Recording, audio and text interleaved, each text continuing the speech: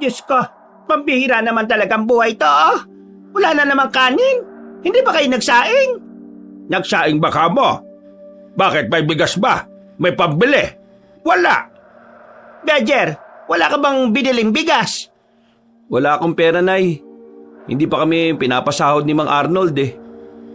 Diyos ko, ang sabihin mo, nagtatago ka na naman ulit ng pera. Kilala kita, Bejer, ha? Minsan nagdadamot ka rin eh. Nay, wala nga talaga. Kung nagtatago ako ng pera, di sana may nabili na ako para sa sarili ko. Lahat na nga lang ng sahod ko dito napupunta eh. Malamang, alam ka namang mapunta sa kabilang bahay. At saka, ikaw lang naman ang inaasahan ng pamilyang to eh. Wala namang trabaho ang mga kuya mo, di ba? Bakit kasi ayaw nyo silang pagtrabahuin? Bakit hindi ikaw ang kumausap? Total, ikaw lang naman itong reklamo. Nay, kayo ang magulang. Tingin nyo ba makikinig sa akin sila, kuya? Oh, tama na yan. Kayo na nga lang magkamukha mag-aaway pa kayo. Ay nako, manahimik ka nga dyan, Erning. Isa ka rin walang kwenta eh. Ay, Emma, ikaw ang walang kwenta rito. Dati ako may trabaho. Kaya wala namang masama kung magpapahinga ako. At saka pinag-aral ko naman ang mga anak natin eh. Ikaw ang nabigo na disiplinahin sila, kaya ganito ang buhay natin. At ang kapal din talaga ng mukha mong isisi sa akin ng lahat. Kung hindi ka sana ng babae noon, di sana hindi ako nawala ng gana sa buhay. Ay nako, tama na nga yan. Pareho lang naman ho kayong may pagkukulang eh. Masyado nyo kasing pinabayaan sila, kuya, kaya sobrang mga batugan. Naging palaasa at hindi man lang natutong magbanat ng buto para sa mga sarili nila. Nagkaanak na nga sila pero ako pa rin ang inaasahan nila. Alam mo, kung talagang matapang ka, di sabihin mo sa kanila yan. Total, ikaw naman ang kamo ang nahihirapan. Hindi yung sa harapan ka namin nagmamaktol na para ka bang batang inagawan ng laruan. Kayo mga magulang eh. Kaya kayo ang may responsibilidad na gawin yun. Ano na lang ba ang papel nyo sa pamilyang to? Bukod sa pilitin ako magtrabaho kasi walang magpapalamon sa pamilyang ito. Loko-loko to ah. Ang yabang mo na porque malaki ang kinikita mo sa aminahan? Malaki nga.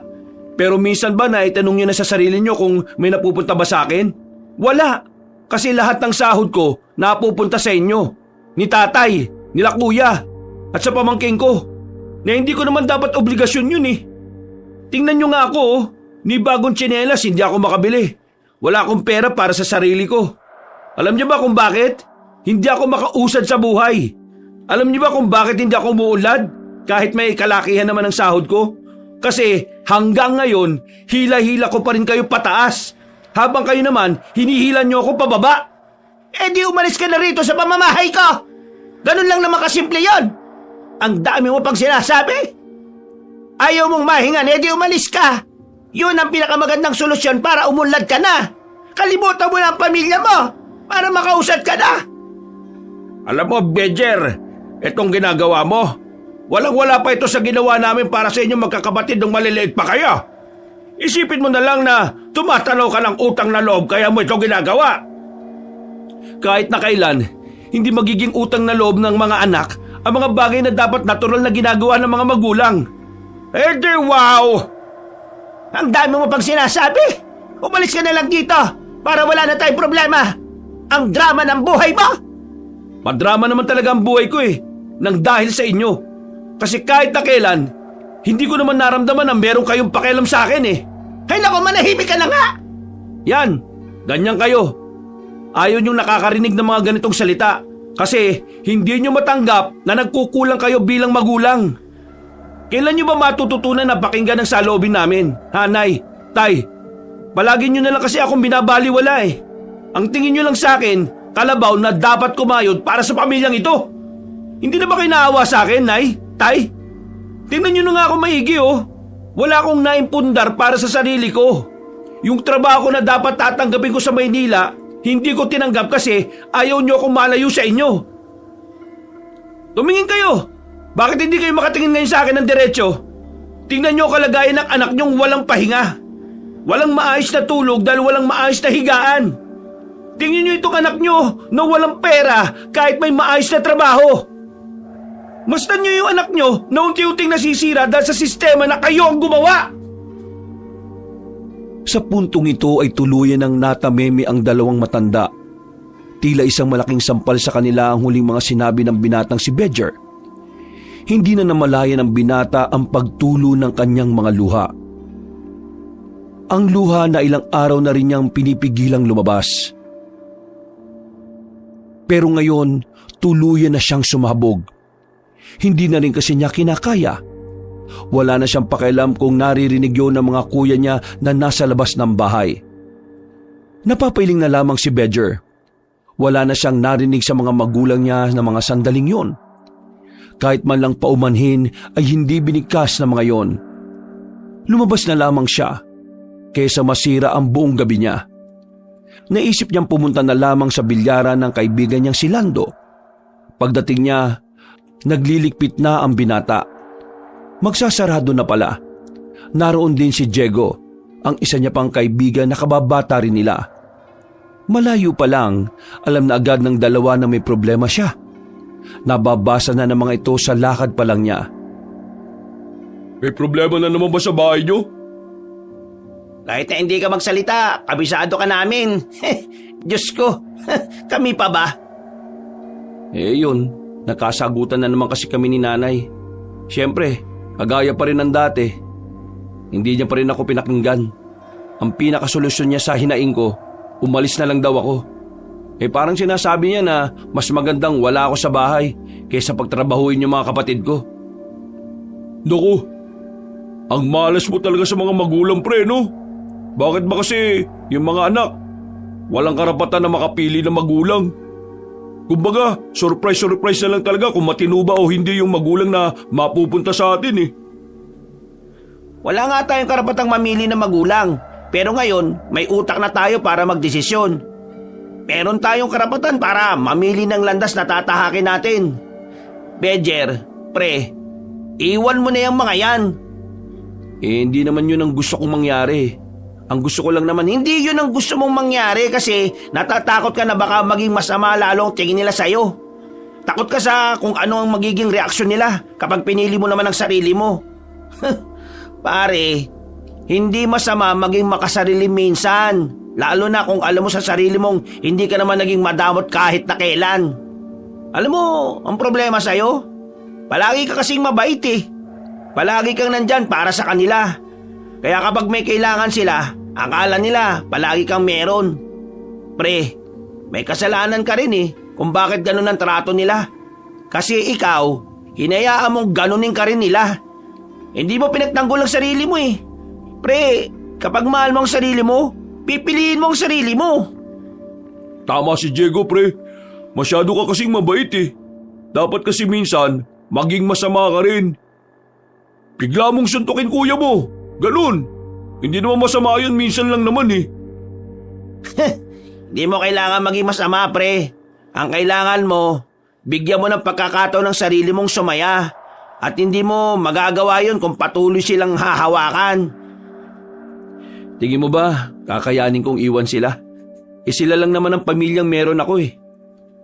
Pamilya kayo sa dugo, pero sa puso, hindi. Alam mo ang tunay na pamilya? Nagtutulungan eh. Hindi ganyan na ikaw na lang lahat. Tama ulit si Diego.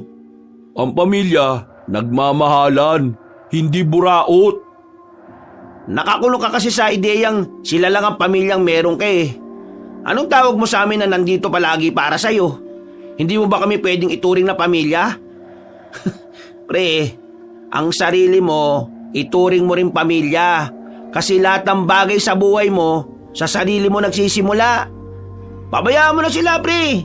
Hayaan mo silang kumilos sa mga sarili nila para malaman nila kung gaano kahirap harapin ang tunay na hamon ng buhay.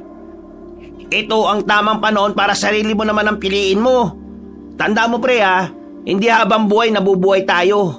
Maikli lang pamamalagi natin dito sa mundo. Huwag mong sayangin ang oras mo sa mga taong kahit na kailan, hindi naman naging mahalaga ang presensya mo eh. Yan ang gusto ko sa'yo, Diego eh. Magaling ka magpayo. Alam mo, Bedger, makinig ka dyan. Alam ba kung bakit ako masaya ngayon? Kasi nakinig ako sa kanya na iwan ko na yung jowa ako mukhang pere. Hindi pala ako mahal nun. Pinirahan lang ako rito sa bilyaran. Kilala niyo naman ako. At alam niyo naman kung saan ako nanggagaling. Lahat ng sinasabi ko, naaranasan ko na lahat yan. Kaya ikaw, Bedger ayaw kong maranasan mo yung naranasan ko. Nasa huli, ikaw lang din ang talo. Dahil naubos ka. Dahil sa sistema na yan. Ay nako, maraming salamat Diego Medyo gumana ang pakiramdam ko. Kaya mo, pag-iisipan ko na maigi yung mga sinabi mo. Napangiti na lamang si Bedger at napabuntong hininga. Kahit napapaano ay naliwanagan na siya. Mas nakita na niya kung ano ang halaga niya bilang tao. Malaki ang pasasalamat niya kay Diego. Dahil sa kanilang lahat, si Diego talaga ang magaling pagdating sa pagpapayo.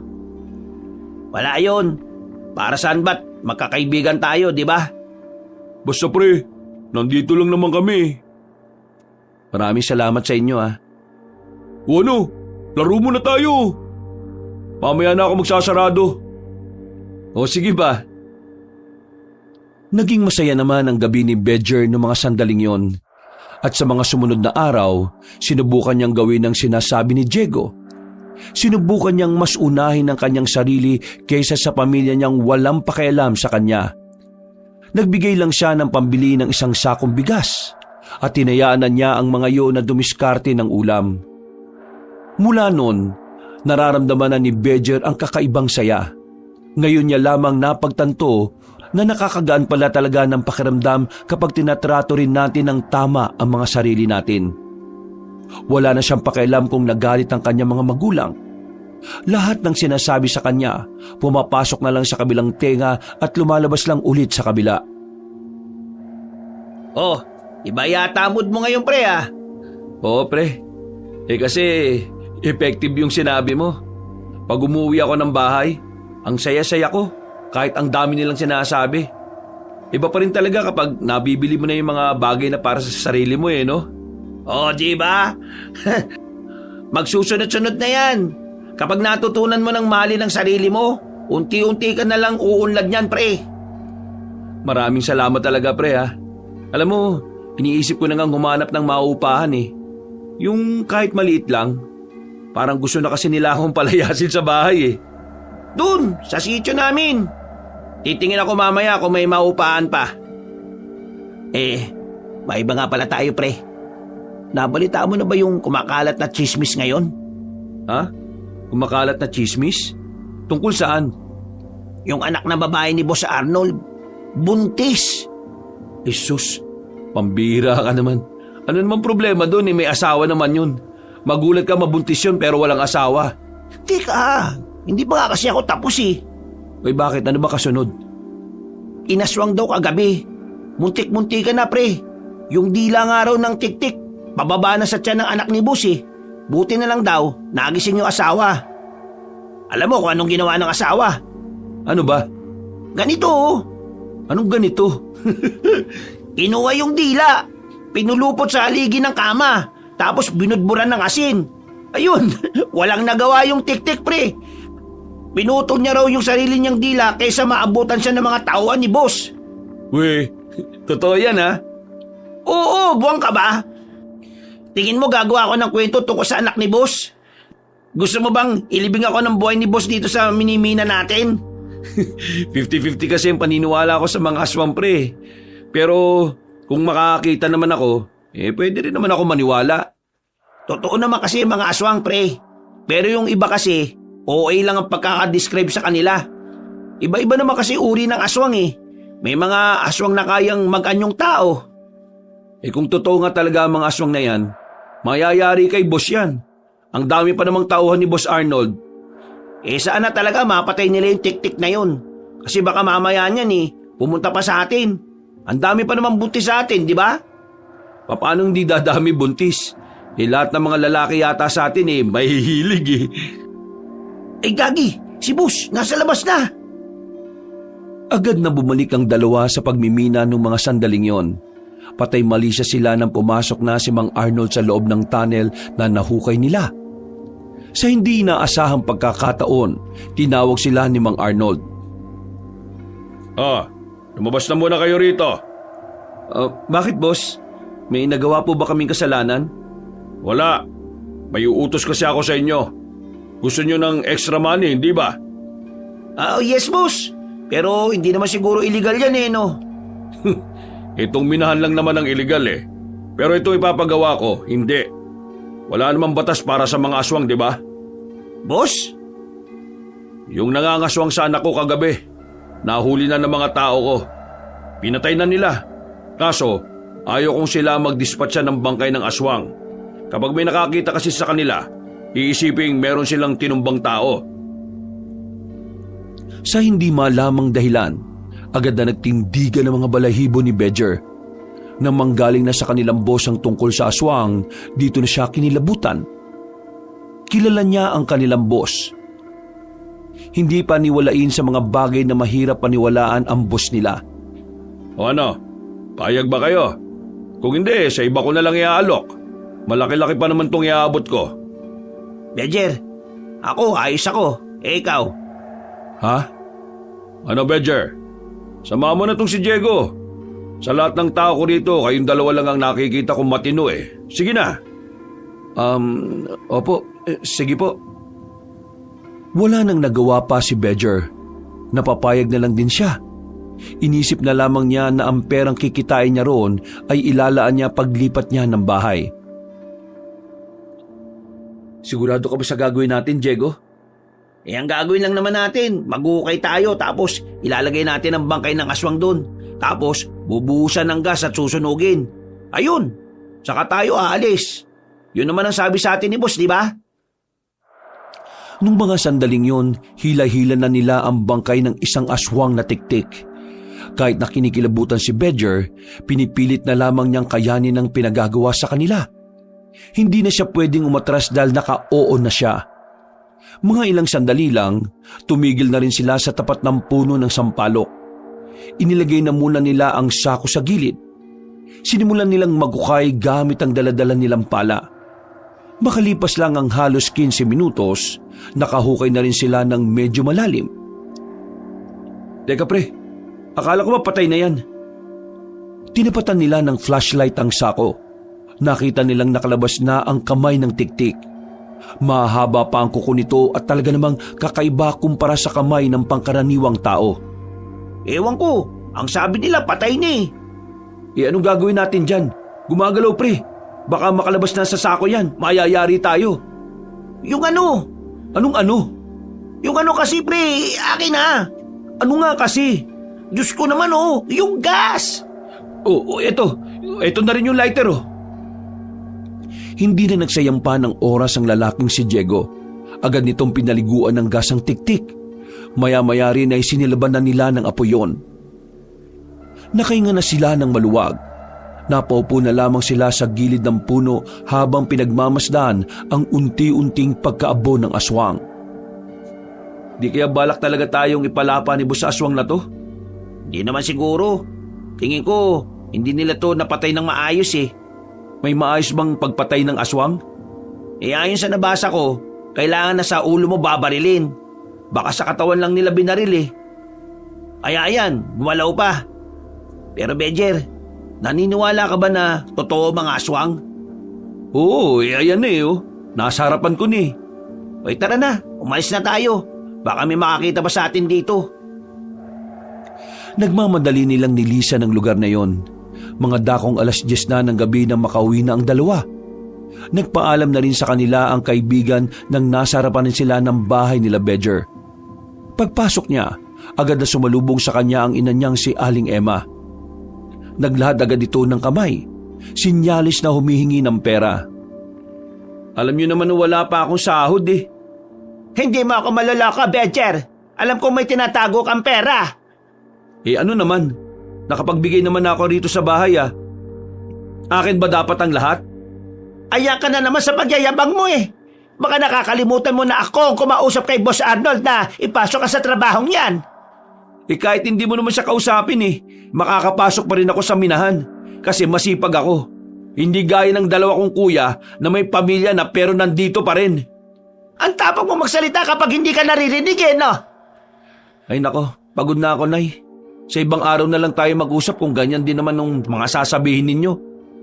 Hayaan nyo na lang sana ako magpahinga. Kung kailangan nyo ng pera, pagbanatin mo ng mga buto sila kuya. Ang lalaki ng katawan pero hindi mapakinabangan. Aba, kahit kailan talaga. Nay, pakiusap. Ayaw ko nang marinig ang sasabihin nyo. Sige na po, magpapahinga na ako. Hindi na lamang pinansin ni Bedger ang kanyang ina. Iniwan niyang nanggagalaiti yun sa labas ng kanilang bahay. Kinabukasan, tumungo agad ang binata sa kasama na kaibigang si Diego.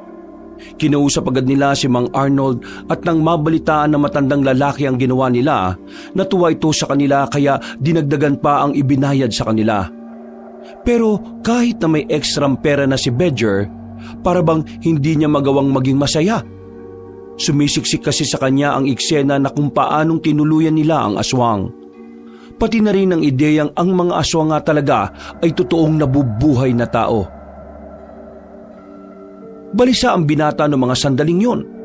Kapansin-pansin yon kaya napunan na ito ni Diego. Pre, problema. Kanina ka ba tahimik ah? Okay ka lang ba? Ha? Ayos lang naman ako pre. Naisip ko lang yung yung ginawa natin kagabi dun sa aswang. Natatakot ka pa rin ba? Oo eh. Kilala mo naman ako, di ba? Matatakotin ako sa mga ganyan. At saka, di ba kasi dati, hindi naman ako naniniwala sa mga aswang-aswang na yan? Yun nga. Baka nabigla ka lang. Pero, wag mo na masyadong isipin yun, pre. Nag-iisa lang naman ang aswang na yun eh. Eh di kung marami sila, yayariin naman sila ni Boss Arnold. Dami niyang tauhan, no? Sana nga, pre. Isa lang yun. Naku, wag mo nang masyadong isipin yun, pre. Ang mabuti pa, mamayang hapon, pag-uwi natin, sumama ka sa akin. Bibili ako ng bagong damit. Bakit? May lakad ka ba? Meron. Di ba, pinapupunta tayo ni Boss sa birthday ng anak niya sa kanila mamayang gabi? Yung isa niyang anak na lalaki. Oo nga pala. Nakakalimutan ko. Mamaya na nga pala yun, no? O sige, samahan na kita. Subukan ko na rin makabili, baka may matripan ako. Nung umagang yun ay itinuon na lamang nilang dalawa ang atensyon sa pagmimina. Kalaunan, umayos naman ang mood ng lalaking si Bedger. Kinahapunan, maaga silang pinatigil sa trabaho. Sinumantala na yon ng magkaibigan para magtungo sa pamilihan. Pagkatapos nila roon, kinagabihan ay pumunta na rin sila sa malaking bahay ng kanilang amo. Maraming handang pagkain. Mga pagkain na minsan lang din nila makain at ang iba pa nga, hindi pa nila natitikman sa buong buhay nila. Basta lahat ng pagkain na naroon ay pangmayaman. Sa likod ng bahay, naroon pinapwesto lahat ng mga minero. Habang ang ibang mga VIP guest naman ay nasa harapan o kaya naman nasa pool area. Pambihira. Dahil ba minero lang tayo, dito lang tayo sa likod nilagay? Huwag ka na nga maingay. Baka mamaya may makarinig pa sa'yo eh. Tsaka, yan mo na, ang malaga naimbitahan pa rin tayo. Bumuntong hininga na lamang si Bedger habang nakapwesto sila sa maliit na lamesa. Malawak naman ang likod bahay nila Mang Arnold. Ang kaso nga lang, marami rin namang nakatambak na gamit doon. Pre, nakita mo kanina yung anak ni Boss Arnold, yung buntis? Kanina narinig ko, bukang bibig pa rin niya yung aswang eh. Eh di ba napatay na nga natin yung aswang? Bakit pa siya natatakot? Malamang pre, buntis yun eh. Alam mo naman ang mga buntis, emosyonal. Pero alam mo ba kung anong mas exciting? Ano pala? Narinig ko kanina habang kausap ng babae si Boss Arnold. Nasabi niya na hindi lang pala isa yung aswang. Kasi kagabi, may nang aswang ulit.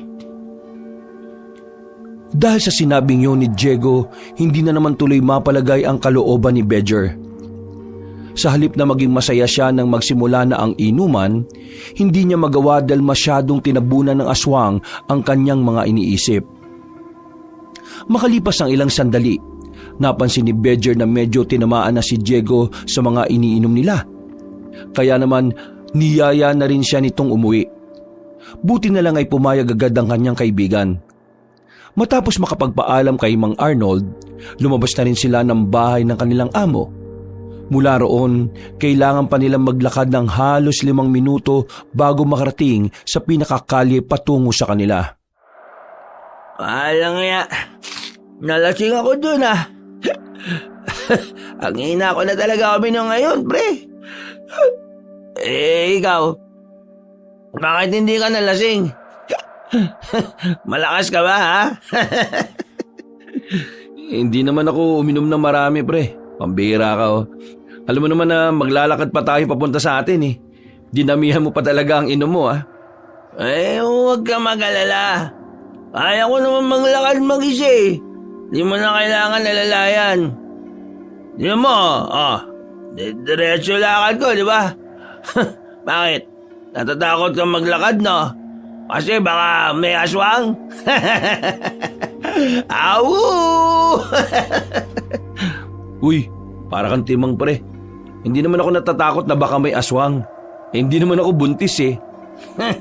Pre, hindi lang naman mga buntis ang inaano ng mga aswang, eh. Kahit sino. Basta kapag gusto nilang kumain, kakainin nila kahit na sino. Oo na. Sige na. Bilisan mo na maglakad at natatay na rin ako. Sus! Kunwari, natatay, pero natatakot na yan. Uy, kulit ng bumbunan mo. Iwanan kita rito, eh. Sus, wag naman. Ito naman, parang hindi trope. Yung kulit mo kapag nalalasing, eh. Pinagpatuloy na lamang nila ang kanilang paglalakad. Nasa kalagitnaan sila ng kanilang paglalakad nang bigla silang makarinig ng mga kaluskos. Agad na napaisip ng kung ano-ano ang binatang si Bedger. Pero nagtaka na lamang siya nang biglang matawa si Diego. Oh, bakit ka natatawa? Wala lang. Ako kasi yung kumakaluskos, eh. Ito, sa tsinelas ko. Sira ulo ka talaga. Bahala ka na nga muna dyan. Mauna na ako. Tayng-tay na talaga ako, eh. Binilisan na lamang ni Bedger ang kanyang paglalakad. Maya-maya lang, nakita niyang tumatakbo na si Diego na nakasunod sa kanya. Kitang-kita niya na parabang nawala pansamantala ang pagkalasing nito. Ang mukha nito ay parang natataranta. Tensyonado rin. Pre! Oh, ano na naman trip mo? Meron ako nakita dun. Sus, di na ako maniniwala sa'yo, no? Hindi, meron nga ako nakitang 2 lalaki, pre. Mahaba ang tila nila. Nakatungtong sila sa pose ng ilaw. Mga aswang, pre. Sus, utot mo, aswang. Tara na, kulit mo talaga, oh. Nga, pre, meron nga ako nakita, eh. Ang kulit mo, bakit ayaw mo bang maniwala? Ano naman kung may nakita ka? Sinundan ka ba? Hindi, pero tingin ko, papunta sila sa bahay nila, boss. Aaswangin niya yata yung anak ni boss na buntis. Hindi na nila binalikan pa kung ano man ang nakita ni Diego. Gusto sana nilang abisuhan ng kanilang boss, pero hindi na rin nila nagawa dahil na rin sa takot na baka sila naman ang pagbuntungan ng mga aswang. Kinabukasan, wala silang pasok sa minahan dahil na rin karamihan sa mga minero ay nalasing. Maagang nagising si Bedger nung sandaling yon dahil sa pagbubunganga ng kanyang ina. Bisit naman talagang buhay to, ha? Kagabi pa nga ang mga hugasin na to, wala pa rin naguhugas. Aba, mga batugan talaga mga tao rito. Hindi ba na magsikilos? Yung iba dyan, gigising lang na hindi naman masaan sa gawaing bahay. Diyos ko, ang yabang talaga. Nakakapera lang, akala mo na kung sinong hindi na mautusan sa gawaing bahay. Akala mo naman kung sino. Hindi na sana papansinin ni Bedger ang sinasabi ng kanyang ina. Ang kaso nga lang, hindi na niya nagustuhan ang sunod nitong sinabi. Hindi ka sana magkaroon ng pamilya para tumanda ka ng mag-isa! Nay, ang dami-dami niyo rito sa bahay. Hindi niyo man lang mapag-usapan kung sino maghuhugas ng lintik na hugasin na yan. Ako pa talaga ang aasahan niyo? Anong balak mo sa 2 anak mo na mas matanda sa akin? Wala ba silang mga kamay? Wala ba silang lakas para humawak ng pinggan na mas mabigat lang naman ng konti sa cellphone? Tsaka hindi ako magkakapamilya. Alam niyo kung bakit? Kasi ayaw ko na magkaroon ng pamilya. Kasi ako, wala pa akong pera para magkapamilya. Hindi nyo naman ako gaya na kahit ang hirap ng buhay nag-anak pa talaga kayo. Tapos ipapasa nyo sa mga anak nyo yung obligasyon na dapat kayong unang gumagawa. Hindi ako magkakapamilya dahil ayaw kong may madamay pa sa hirap ng buhay ko. Hindi ako makasarili kagaya nyo na mga sarili lang ang iniisip. Ay, Badger! Bunganga mo ha! Isa pa kayo Wala rin kayo masabi rito sa bahay. Ikaw pa naman ang ama. Pero hinahayaan nyo lang na ganito ang sistema ng buhay natin. Tingnan nyo, lumaking batugan niya sila kuya. Kung sino pa yung walang kakayahang magtrabaho, sila pa talaga yung bumuo ng pamilya. Habang ako akong may trabaho pero wala akong pamilya kasi kayo pa rin ang iniisip ko. Hoy! Umasya ng pananalita mo ha! Wala kang galang At ako? Kailan nyo ba ako ginalang? Kahit kailan, hindi ako nakaramdam ng respeto sa inyo. Sige, lumayas ka na rito sa bahay na ito. Total, wala ka namang pakinabang dito. Hindi ka na rin naman namin maasahan. Kaya ano bang dahilan na narito ka sa pamamahay ko? Lumayas ka na rito! Talaga, lalayas ako dito. Sawang-sawa na ako sa ganitong buhay.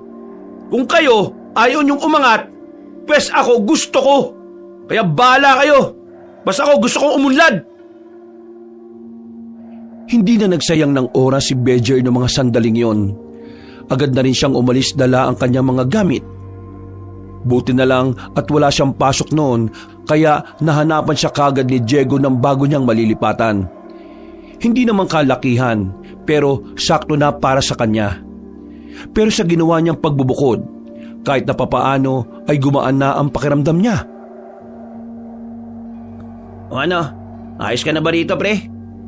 Oo pre, maraming salamat Ay nako, nainis na kasi talaga ako sa bahay kung may kailangan ka, magsabi ka lang. Yung kalan, mamaya ipapahiram ko sa'yo. Yun nga lang, di uling yun Marunong ka ba mag-uling? Oo naman no. Orlando, may pupuntahan lang kami ni Badger ngayon Tara Badger. Uy, teka, sama ako, saan ba yan? Sa minahan to, may pinapakuwang gamit yung leader namin. Ngayon na ba yun pre? Hindi ba pwede mamaya muna?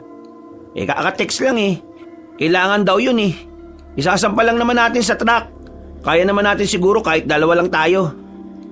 Uy, sige na, tutulungan ko na kayo. Sigurado ka? Walang bayad to Oo naman Di naman ako nag-aabang ng bayad Gusto ko lang gumala. Buryong-buryong na ako sa bilyaran Ang tatanga pa ng mga naglalaro ngayon. Wala man lang ako makita ang kasing galing ni Efren Bata Reyes. O edi sige, sumama ka na. Kailangan naming magamit yung mga nagpuputukan mo mga muscles. Nang maayos na rin ni Badger ang kanyang mga kagamitan, agad na rin silang umalis sa bagong bahay na tinitirhan ni Badger. Pagdating nila sa minahan, nakakalat pa ang iba't ibang gamit sa labas. Kailangan pa nilang pumasok sa loob dahil doon iniwan ng ibang mas mahalagang gamit. Pambirang flashlight to, patay sindi parang diskuhan lang Eto na lang gamitin mo. Tara, bilisan na natin. Mainipin pa naman yung driver ng truck. Lagi na lang yun mainit ang ulo Akala mo babae. Ganun talaga kapag tumatandang binata. Ilang sandali lang, narating na rin nila ang mga kagamitan nila. Inilagay nila yun sa kariton. Itinulak nila yun hanggang sa makalabas na sila ng minahan. Nang maisampa na nila sa truck yon, ay kaagad na ring umalis ang truck. Paalis na sana sila pero merong napansin si Lando sa kabilang minahan. Pre, may natutulog ba doon? Tingnan nyo Ha? Natutulog? Di pwedeng matulog dito no? Sino naman kaya yung taong yon? Tara nga, lapitan natin. Gagi! Gulat na gulat ang magkakaibigan na makita nila ang isang lalaki na nakahandusay doon. Duguan ang buong katawan. May butas sa dibdib na parang kakasya lamang ang kasing laki ng kutsilyo. Gagi pre, anong nangyari dyan? Lando, tawagan mo nga si boss. Baliw, hindi nyo naman ako katrabaho dito Ikaw na lang, ikaw may cellphone wala na akong load Tara, puntahan na lang natin si boss. Agad na umalis ang tatlo. Mga ilang sandali lang ay nalaman na rin ni Mang Arnold ang kanilang natuklasan. At kagaya nga ng inaasahan nila, aswang ang unang itinuturing sa larin sa bangkay na yon. Nang suriin din kasi ang biktima, marami pang nakitang sugat at kalmot sa katawan. Indikasyon lang daw ito na bago mamatay ang biktima, nagawa pa nitong lumaban. Hindi nila katrabaho ang lalaking biktima, pero ayon kay Mang Arnold, dati niya itong nakatransaksyon. Balak daw siguro ng lalaki na nakawin ng ilang gamit na iniwan sa loob ng minahan. Mabilis na sumapit ang kinagabihan. Tulala si Bedger sa pintuan ng bago niyang inuupahan. Hindi pa rin kasi nawawala sa kanyang isipan ang tungkol sa mga aswang. Nababahala siya. Nagiging tamang hinala siya na baka balikan sila ng aswang, na baka alam na ng ibang aswang na sila ang sumunog sa isang aswang. Ay nako, nakakainis. Kung kailan mag-isa na lang ako dito sa bahay, sa kapag gumugulo sa isipan ko tong aswang na ito. Anong mag-isa? Nandito pa ako, no? Napalingon si Bedger sa kanyang kaibigan na nasa gilid pa pala ng bahay. Kakabangon lang sa papag na naroon. Uy, nung ginagawa mo dito, Lando? Gabi na, baliw. Yung sabi ko kasi kanina, gisingin mo ako ng 3:00 eh. Ay, oo nga pala. Sorry, nawala sa isipan ko. Ayos lang. Baka kasi gulong-gulo utak mo dahil sa mga aswang na yun eh. Oo, tama ka.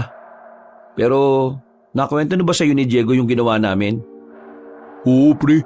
Nakwento na niya sa akin kanina. Natatakot kasi ako eh. Baka mamaya, utusan na naman kami ni Boss Arnold na mag-dispatch siya ng aswang. Alam mo naman siguro kung gaano kabangis yung mga yun, di ba? Sino? Sila Mang Arnold? Baliw. Hindi. Yung aswang yung tinutukoy ko. Ah, oo. Mabangis ka mga aswang. Alam mo, sa totoo lang pre, kahit ako nababahala na rin ako sa ganyan eh. Teka, dito ka kaya matulog? Bakit? Natatakot ka ba sa aswang? Oo pre, mag-isa lang ako dito. Tingnan mo, yung sunod na bahay, ilang lakad pa. Bakit ba kasi ganito paupahan dito eh?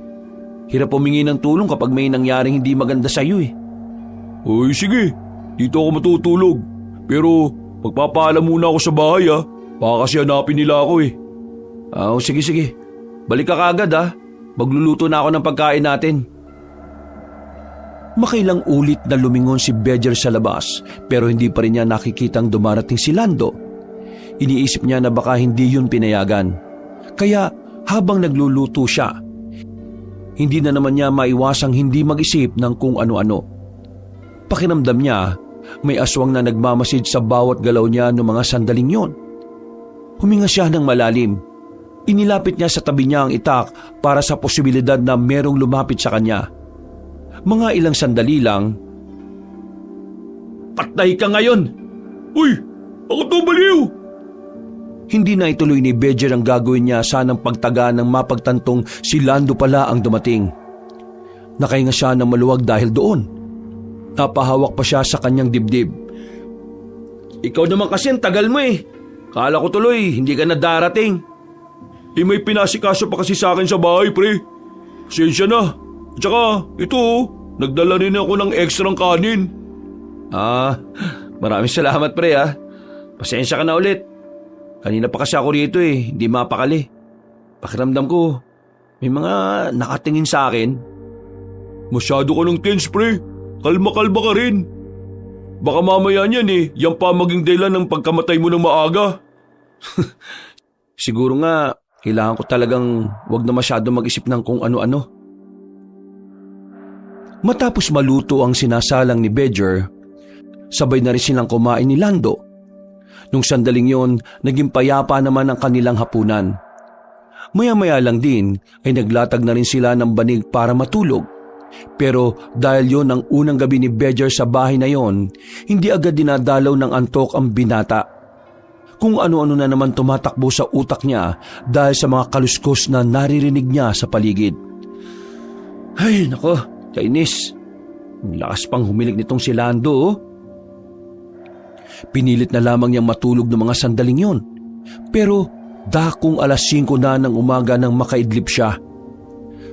Pagdating naman ng 6:00, pinunta na siya ni Diego para sabay na silang pumasok sa minahan. Lutang na lutang ang utak ng binatang si Bejer nung umagang yon. Pero wala siyang magawa kundi ang pumasok. Mas magiging abala kasi sila sa araw na yon dahil marami silang hindi natapos sa mga nakaraang araw. Pagdating nila ng minahan, naroon si Mang Arnold. Agad silang nilapitan ng matandang lalaki.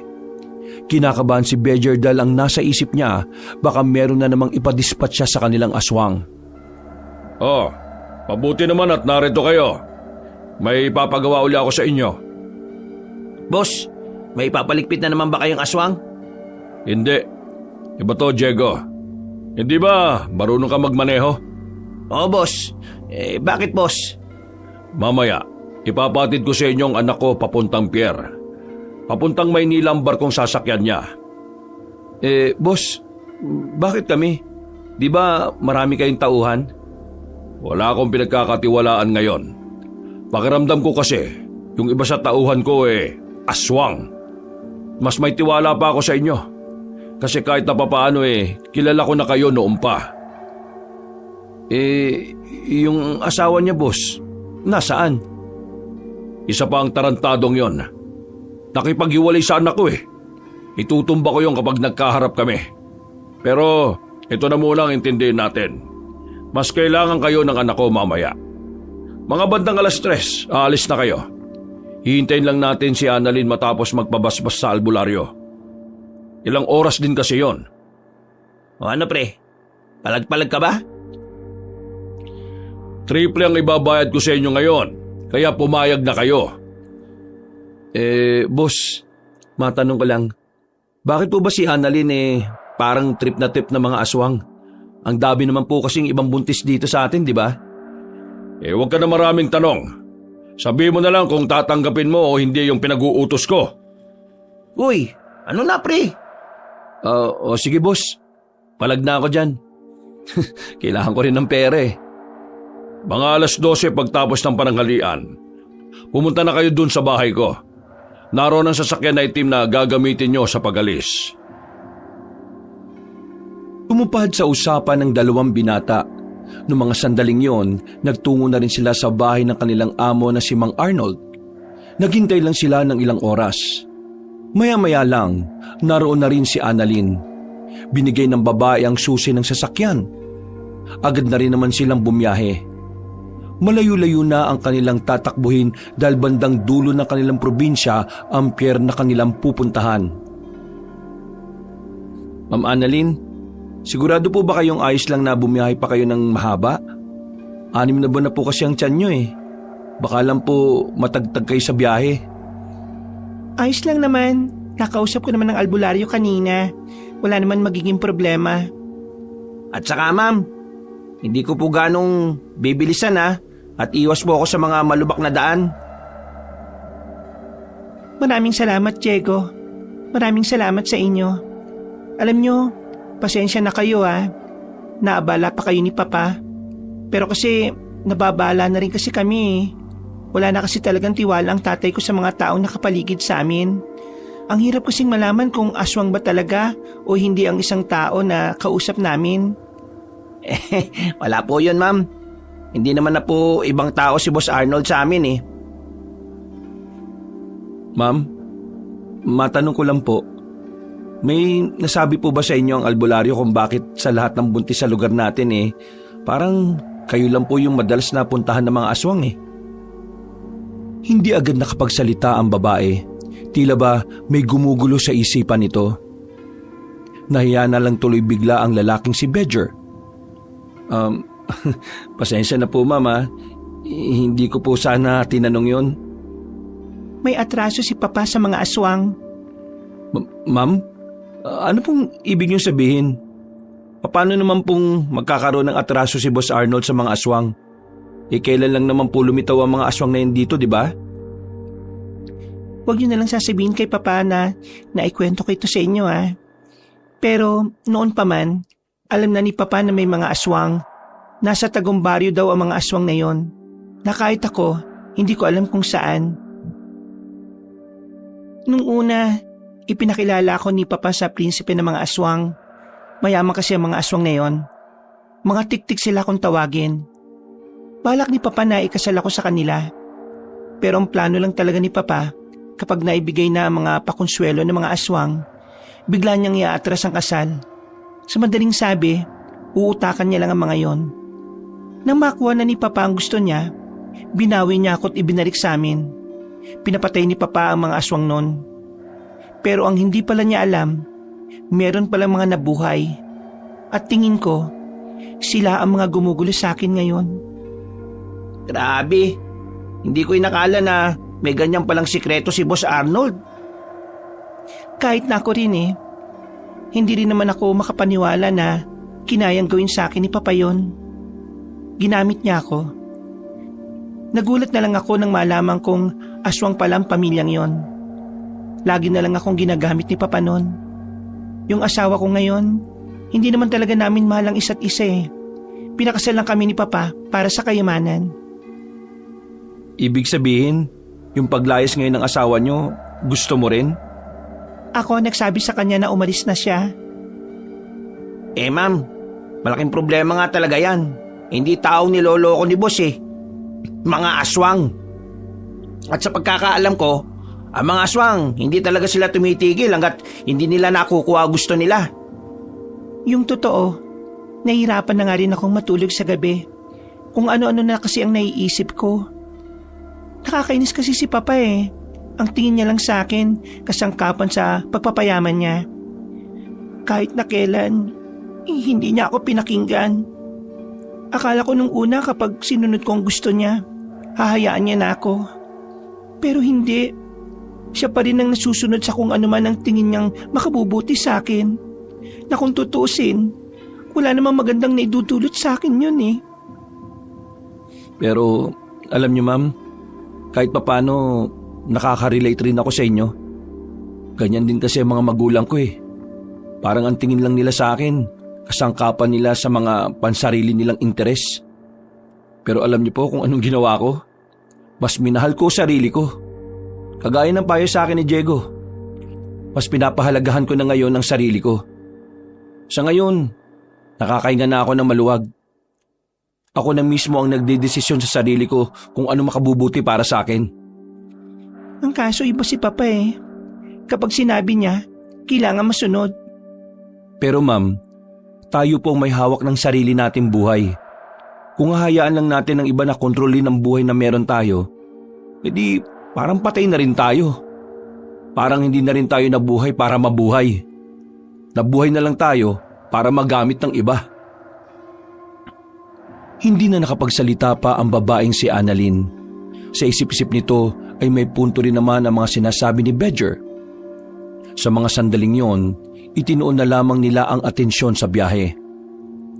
Makalipas lang ang halos 2 oras, bigla na lamang silang nasiraan ng makina. Wala silang magagawa kundi ang tumigil na muna sa gilid. Ipinarada ni Diego ang sasakyan sa tabi. Pasensya na mama, hindi ko rin alam kung bakit tayo nasiraan Ayos lang. Susubukan ko na lang tawagan si Papa para makapagpadala agad dito ng maayos na sasakyan. Ang kaso ma'am, wala pong signal sa parting ito. Ay, oo nga no. Nung ba yan, nakakainis naman. Susubukan ko na lang pong ayusin. Salo po muna kayo ma'am. Bedger, tara, tulungan mo ako. Sige, maraming salamat. Agad na inayos ng dalawa ang makina. Sinuri ni Diego kung ano nga ba ang naging dahilan ng pagkasira nito. Pero dahil nga hindi rin naman eksperto ang binata sa pag-aayos, wala rin namang nangyari. Inabot na sila ng 1 oras. 4:00 na ng hapon. Kakaunti na lang ay sasapit na rin ang gabi. Pre, hindi kaya maiwan si ma'am ng sasakyan niyang barko? Anong oras na Hindi naman yung barko ang dapat nating isipin pre. Kasi naka-VIP naman yan Kaya kahit na anong oras dumating yan, ayos lang. Ang mas inaalala ko pre, parang walang ibang nadaang sasakyan dito Napapalibutan tayo ng kagubatan. Ang inaalala ko, yung mga aswang. Yun na nga rin ang iniisip ko pre. Diyos ko, delikado rin buhay natin Kasama natin yung pakay ng mga aswang. May binigay sa akin si Boss Arnold kanina. Eto, baril. Uy, gagi. Marunong ka bang gumamit niyan? Ang sabi sa akin, itutok ko lang daw tapos kalabitin ko yung gatilyo. Napapailing na lamang si Bejer ng mga sandaling yon. Binalikan na lamang nila si Annalyn sa loob. Makalipas lang ang ilang sandali, tuluyan na nga sumapit ang kinagabihan. Ma'am, dyan lang po muna kayo ha. Maghihintay lang po muna kami ng mapapadaan dito. Wala po kasi talaga eh. Hindi po namin maayos. Ganun ba? Sige. Pero nakakatakot dito sa kinalalagyan natin eh. Napaplos pa si Bejer sa kanyang magkabilang braso. Aminadong nilalamon na rin siya ng kaba. Kapag tumitingin siya sa gilid-gilid, hindi niya maiwasang hindi kilabutan. Sa sobrang tahimik din kasi ng kapaligiran, pakiramdam niya ay may nagbabadyang umatake sa kanila. Huwag mo kasing masyadong isipin. Ang sabi nga nila, di ba? Mind over matter. Paano hindi mo nga iisipin eh, nararamdaman mo nga. Basta, huwag ka na matakot. May dala-dala naman tayong baril eh. Isang baril lang sa ulo ng aswang, tigok ka agad yun. Kulit mo. Ni hindi nga natin alam kung makakatama ka eh. Kung subukan mo na lang kaya ulit i-start yung sasakyan.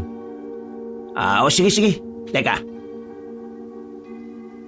Oh, eto na pala ma'am eh. Makakalis na po tayo. Sa wakas, nag-start na rin. Ay naku, mabuti naman. Akala ko maabutan ng tayo ng aswang eh. Iba na kasi talaga ang pakiramdam ko. Ang likod na ng baby ko sa tiyan ko. Wag po kayo maglala, ma'am. Hindi na po tayo maabutan ng aswang. Dakong 7:00 na ng gabi nang mapaandar na nila ang sasakyan. Buong akala nila ay magiging maayos na ang lahat. Pero sa mga sumunod na sandali ay susubukin na pala ang kanilang katatagan. Naririnig niyo ba yung naririnig ko? Ang alin po, ma'am? Parang may mga umaatungan sa labas eh. Malakas eh. Ha? Oo nga no. Ganyan na ganyan ang naririnig ko tuwing bago ako aswangin. Tingin ko, may aswang nang sumusunod sa akin. Sandaling binuksan ni Diego ang bintana at saka sumilip sa labas. Pero wala naman siyang nakita nung mga sandaling yon.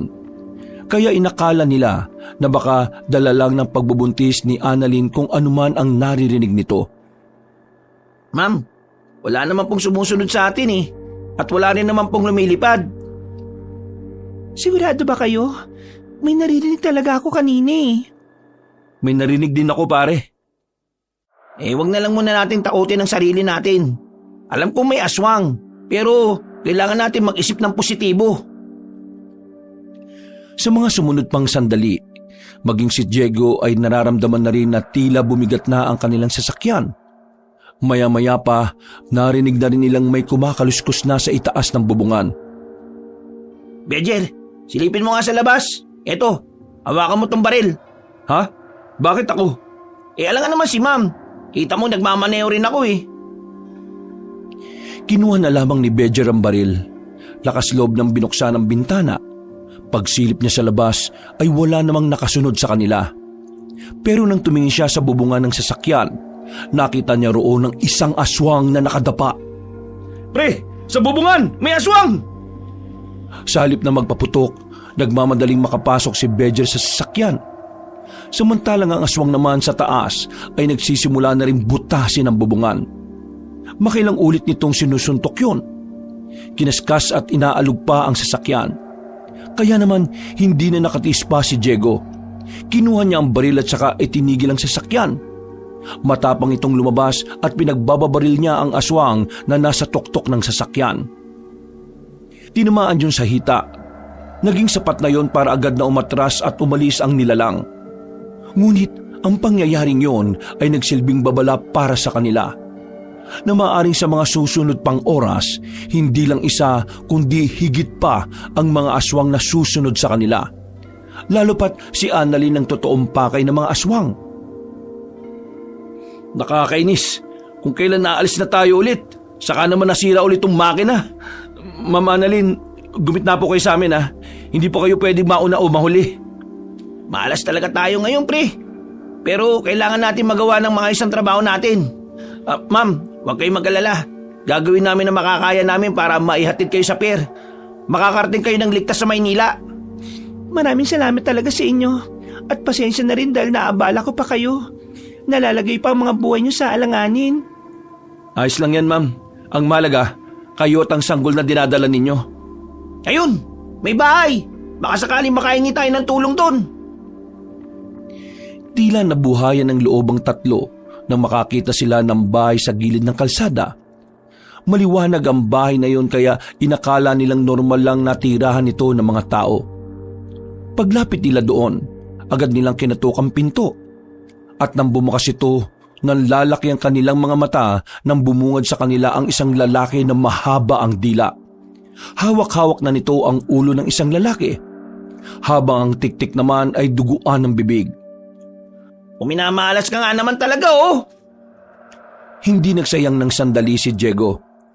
Agad nitong binaril ang tiktik na nasa harapan nila. Pero kahit tinamaan niya yun sa balikat, nagawa pa rin nitong makapagtago. Lintik na yan. Ang bilis naman niyang kumilos. Bejer, si Ma'am Annalyn ha? Oo, ako nang bahala sa kanya. Nagtago muna sila sa likuran ng drum. Pansamantala namang nawala sa paningin nila ang tiktik. Sinusuyod nila ng tingin ang buong paligid, pero hindi nila ito masipat. Manda ka na, Bejer. Tuso daw mga aswang at mapanin lang. Baka bigla na lang lumitaw yun sa harapan ninyo dyan, ha? Tumango lamang si Bejer, pero ang mga sumunod na nangyari ay labis nilang kinabigla. Naramdaman na lamang nila na hindi lang isa, kundi higit pa sa 10 ang tiktik na nakapalibot sa kanila. Kaya naman nagpaputok ulit ng marami si Diego. Pero sa kasamaang palad, wala naman siyang napuruhan at naubos na ang kanyang bala. Sa puntong yon, kutsilyo na lamang ang hawak ng 2 binata. Laking gulat nila nang may humila na sa babaeng si Annalyn. Sa bilis ng mga pangyayari, hindi na nila nabawi pa ang buntis. Agad yung dinala sa madilim na parte. At dahil wala na rin naman pakinabang ang baril na meron sila, wala na rin silang nagawa pa. Hinayaan na lamang nilang makuha ng mga aswang ang babaeng si Annalyn kesa mapatay sila ng mga nilalang na yon. Buisit! Buisit! Kasalanan ko itong nangyari na to eh. Nakakainis. Kung ginawakan ko lang sana si ma'am, di sana hindi kagad siya makukuha. Uy, huwag mo nang sisihin ang sarili mo dyan. Wala namang may gusto sa nangyari. Isa pa, ganon at ganon din naman ang mangyayari dahil wala na rin naman tayong proteksyon. Anong sasabihin natin kay Boss Arnold? Di ano pa, sabihin natin ang totoo. Sigurado magagalit yun. Malilintikan tayo. Tapangan na lang natin. Mas lalo naman tayo mayayari kapag nagsinungaling pa tayo. Isipin mo na lang na buhay tayo. Meron pa tayong pagkakataon para makabawi at mailigtas si Ma'am Annalyn. Madaling araw na makabalik ang 2 sa bahay ni Mang Arnold. Nasa sala lamang sila habang naghihintay sa matanda. Pinagpapawisan sila ng malamig. Malakas ang tibok ng kanilang puso at hindi alam ang gagawin. Noong mga sandaling yon, inihahanda na nila ang kanilang sarili sa anumang parusa na matatanggap nila. Anong nangyari? Naihatid yun na ba ang anak ko sa pier? Tungkol po dyan, boss. Hindi po namin siya naihatid eh. Ha? Anong hindi? Bakit kayo nandito? Nakuha po ng mga aswang ang anak niyo po, boss. Nakantado! Anong nakuha? Sira ulo ba kayong 2? Hindi pwedeng mangyari yon. Kayong 2, wag niyo akong ginagago. Nasaan ang anak ko? Boss, nakuha nga po ng mga aswang. Wala po kami nagawa kanina. Pinalibutan na nila kami. Naubos din ang bala ni Diego kanina. Kaya walang kahirap-hirap para sa kanila na makuha si Ma'am Annalyn. Kung hindi nga lang sana kami papatay-patay ng makina ng sasakyan na pinadala nyo sa amin, di sana hindi kami mapipilitang lumabas ng sasakyan. Kung bakit po kasi hindi pa yung tauhan nyo yung pinaghatid nyo eh. Kami pa talaga na walang kaalam-alam sa pagiging guard. Aba, ako bang sinisisi nyo ngayon? Kung ginawa nyo na maayos ang trabaho nyo, di sana nakarating ng ligtas ang anak ko. Di sana hindi tayo problemado ngayon. Pero anong ginawa nyo? Pumalpak kayo! Mga inutil! Bakit hindi na lang kasi ikaw ang personal na maghatid sa anak nyo? Total, anak nyo naman yun. Bakit kailangan mo pa iasa sa iba? Tapos ngayon pumalya, kami sisisihin mo? Anong sinabi mo? Uy, pre! Awat na! Hindi! Hindi tayo dapat mapapayag ng ganito, Diego.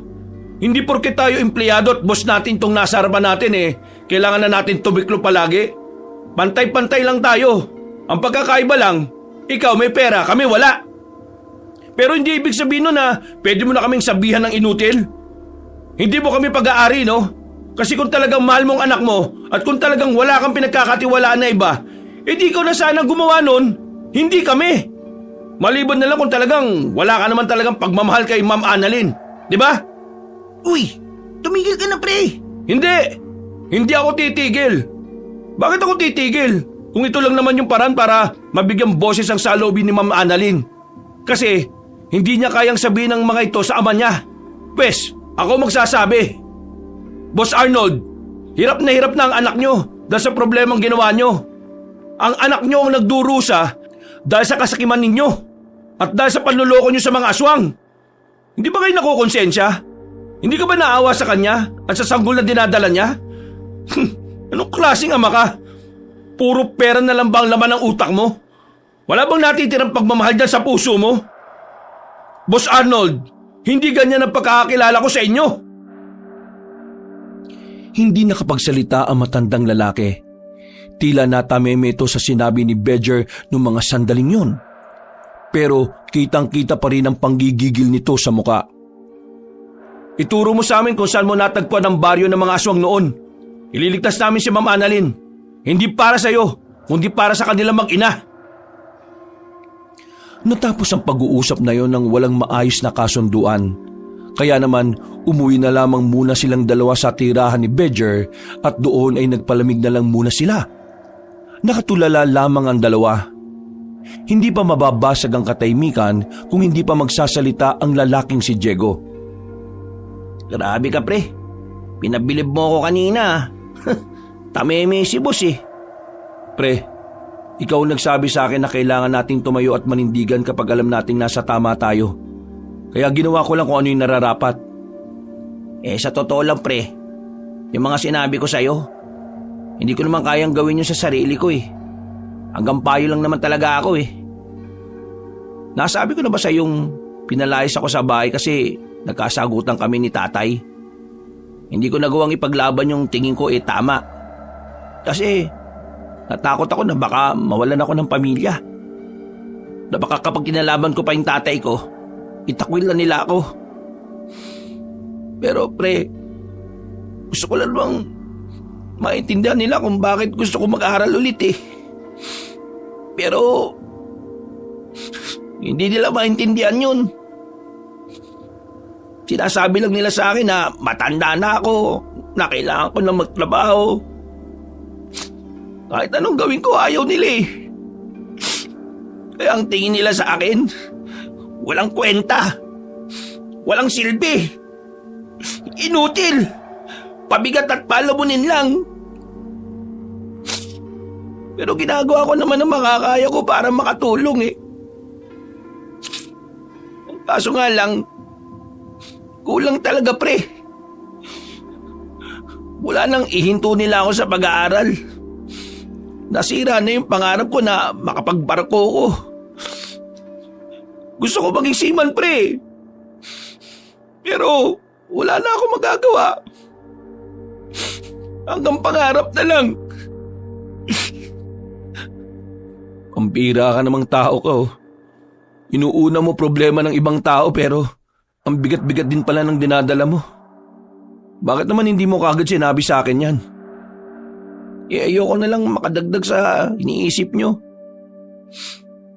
Ang akin lang naman, gusto ko kapag kasama ko kayo ni Lando, chill-chill lang. Tamang relax lang tayo. Hindi rin pre. Dapat kasi matuto ka rin maglabas ng sama ng loob. Kapag inipon mo yan, lalong bibigat yan. Para saan pat naging magkakaibigan tayo kung sosolohin mo yan, di ba? Ikaw nga, alam mo mga problema namin ni Lando eh. Kaya dapat, alam din namin ang mga problema mo. Pasensya na pre. Natutuwag lang kasi akong aminin sa sarili kong nahihirapan na ako eh. Huwag mong sabihin yan. Matapang ka, matatag at masipag. At saka yung sinasabi mong kulang pa rin ang naitutulong mo. Aba, ang laki ng sahod natin no? Hindi kulang yun. Problema na ng mga magulang mo kung hindi sila makontento dun. Diyos ko, bakit naman kasi mga magulang natin pare-pareho lang eh. Natatawa na lamang ang dalawang binata sa kanilang pinag-uusapan. Pero naudlot ang kanilang tawanan nang marinig nilang parang may tao sa loob ng bahay ni Bedger. Nagkatinginan sila ni Diego ng mga sandaling yon. Kinakabahan pero pinili pa rin nilang alamin kung sino ang nasa loob. Dumampot na sila ng bote sa gilid. Pagbukas nila ng pintuan, nakita nila si Lando nakakagising lang. Kumakamot-kamot pa ito ng singit. Wow! Nandito ka pala. Di ka man lang nagpaalam sa akin ha? Oh, ayaw pala. Anong ginagawa niyo rito? Bakit ko ni Bedger eh? Anong pinagsasabi mo anong ginagawa namin rito? Ay, oo nga pala. Pumasok na ako kanina dito. Iniwan mo kasi sa akin ang susi, di ba? Kaya hindi na ako nagpaalam sa'yo. Isa pa, wala ka rin naman kanina eh. Teka, may problema ba kayo? Bakit ganyan mukha nyo? Mga mukhang tanga. Pumalpak yung lakad namin eh. Yung anak ng boss namin, nakuha ng mga aswang. Ngayon, hindi namin alam kung saan namin babawin si Ma'am Annalyn. Hindi rin kasi sinabi sa amin ni Boss Arnold kung saan yung kuta ng mga aswang eh. Uy, sandali lang. Ibig sabihin, may balak din talaga kayong pumunta sa kuta ng mga aswang kapag nalaman nyo yung kung saan? Oo naman. Yun lang naman ang natitirang paraan para mabawi namin. Abay, sama ako dyan! Anong akala mo rito, laro? Delikado to, no? Pwede ka mamatay dito kaya dumito ka na lang sa bahay ni Bedger. Tama si Diego. Hindi ka pwedeng sumama.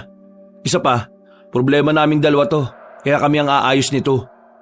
Pwede ko naman kayo matulungan mga pre. Ang kulit mo, hindi nga pwede. May natuklasan ako sa silong ng bahay namin. Meron dong underground mga pre. Yung underground, nakalagay doon yung iba't ibang sandata.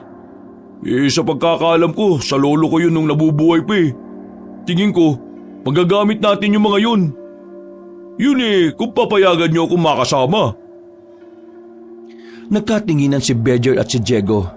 Nagdadalawang isip kasi sila. Hindi nila alam kung paniniwalaan ba nila ang sinasabi ng kanilang kaibigan. Kilala kasi nila ito na mahilig gumawa ng kwentong pangbarbero. Sigurado ka ba sa sinasabi mo? Sige nga, ipakita mo nga muna sa amin. Oo, sigurado ko. Yung underground, malapit sa bilyaran namin. Tuturo ko sa inyo. O sige, hindi pa naman kami naantok eh. Ituro mo sa amin at patunayan mo na makakatulong yan sa gagawin naming pagliligtas sa anak ng amo namin. Pinagbigyan nila si Lando. Nagkasundo sila na kapag epektibo nga ang mga sinasabi nito sa kanila, isasama nila ito sa magiging laban nila kontra sa mga aswang. Hindi nagtagal, narating na rin nila ang bilyaran. Katabi lang nito ang bahay nila Nando. At sa silong naman nito, sumuot sila ron. Malaking flashlight lamang na pang minero ang gamit-gamit nila. Dito, narito yung sinasabi ko sa inyong pintuan papunta dun sa underground. Meron silang iniangat na malaking plywood. Pagtutok nila ng ilaw, nakita nila ang hagdan pababa. Medyo natatabunan na ng lupa ang ilang baitang pero tumuloy pa rin sila. Maya-maya pa ay narating na rin nila ang pinaglalagyan ng mga sandata. Maraming iba't ibang uri ng sandata ang nakapatong sa ibabaw ng lamesa. Merong itak, espada, katana, karit, balisong, at kung ano-ano pang nakamamatay na patalim. Uy, dami nito pre ah. May mga pana pa oh. Sa lolo mo to? Oo, kay lolo to. Pero hindi ko lang matanong kina mama at papa kung saan ba ginagamit to. Mayayari ako. Malalaman na nagpunta ako dito pag nagtanong ako sa kanila. Pre, tingin ko tumutugis ng aswang yung lolo mo nung araw. Nung gabi, Sira ulo. Ibig ko sabihin, nung malakas-lakas pa siya. Bakit? Paano mo nasabi, pre? Tingnan niyo yung isang disenyo ng hawak ng espada. May nakaukit na pangalan na aswang. Tapos yun, tingnan niyo yung simbolo na nakalagay dun sa may sombrero. Kahit kulang ng isang letra, mababasa natin ang nakaburda. Tugis Aswang. Oo nga no, di ko to alam ah. Ang pagkakaalam ko lang kasi, dating mga ngaso ang lolo ko. Pero Bejer, gamit natin tong kagamitan na to kontra sa mga aswang. Oo. Oo, paano ba yan? Isasama niyo na ako niyan. Ilabas na natin to ngayon. Dali natin sa bahay ko at doon natin practicing gamitin. Bago pa makalata ang pamilya ni Lando, maingat nilang hinakot ang mga gamit na naroon. Inilagay nila sa malaking sako ang mga patalim. At dahil madaling araw na rin naman, wala namang nakakitang tao sa kanila. Matagumpay nilang nadala sa bahay ni Bejer ang mga magiging sandata nila. Doon ay sinuri nila ng mas mainam ang mga sandata. Pumili na rin sila ng mga kanya-kanya nilang gagamitin. Anong oras ba tayo aalis bukas? Kakausapin muna natin ulit si Boss Arnold. Kailangan niyang sabihin sa amin kung saan matatagpuan ng mga aswang. Pre, ito lang pala naisip ko ah. Paano pala kung lumakad na si Boss Arnold nang hindi na tayo hinihintay? Takot lumakad yon pre.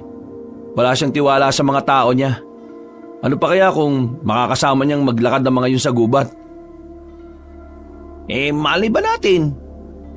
Kaya nga mamayang umaga, kakausapin na natin si Boss Arnold. Baka sakaling makipagtulungan na siya sa atin. Total, kaligtasan naman ng anak niya yung nakasalalay dito eh. Matapos maorganisa ang mga kagamitan, ay agad na silang naglatag ng banig. Kailangan na muna nilang magpahinga. Nakaidlip din naman sila kaagad. Dakong 8:00 na sila ng umaga nakabangon. Hindi sila nagsayang ng pagkakataon. Agad silang nagtungo sa bahay ni Mang Arnold. Inabutan naman nila ito na may kausap na matandang lalaki na sa kanilang pagkakaalam, albularyo ang matandang yon. Siniguan ni Mang Arnold ang matanda dahil tumanggi itong tumulong sa pagsagip kay Annalyn. Visit na buhay to! Lahat na lang na kinakausap ko, mga inutil! Napatingin si Mang Arnold nang makita silang nasa tapat ng pintuan ng sala.